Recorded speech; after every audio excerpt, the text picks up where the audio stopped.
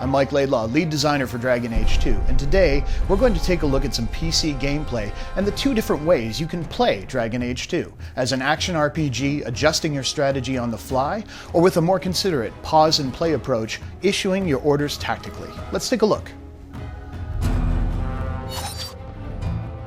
So let's take a look at how Dragon Age 2 plays if you tackle it like an action RPG. If you want to play in real time, you can absolutely do so. The Rogue really shines here, able to move quickly around the battlefield, get into position, and separate out enemies. Of course, once you get into the thick of things, you'll notice you can fluidly move between characters.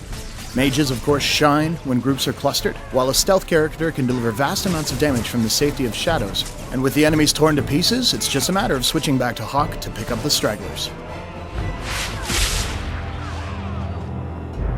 So you've seen how Dragon Age 2 plays as an action RPG, but what happens if we take the same situation and play it more tactically, pausing to issue orders? Let's find out. With the game paused, let's take a look at our situation. We have enemies that are going to move forward towards Aveline, our tank, so what we'll do is taunt them to ensure they cluster up around her. At the same time, we'll lay down a clever trap using a glyph of paralysis that should hold the majority of them in place. While we're at it, we have two groups of archers in the back, so using both of our rogues, we're going to toss miasmic flasks to stun them, taking them out of the fight for a short period of time as well. The enemy's approaching, they hit the trigger, perfect, they've fallen into our trap like we expected. And now we're able to cut down the back ranks, using our archer to eliminate theirs while they're stunned. The tank, of course, Aveline, can move in and start dishing out damage while the defenses are down on the paralyzed foes. Now that they're gathered up, let's take a look at the situation as it's evolved.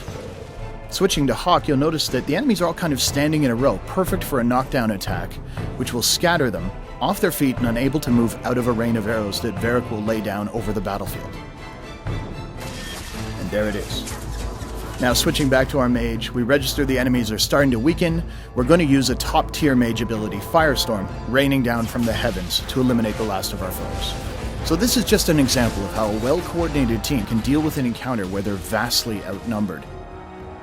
So there you have it. Dragon Age 2 can be played with the smooth, responsive controls of an action RPG, or more tactically, pausing and controlling your actions that way, or of course, any combination of the two. Thanks for watching.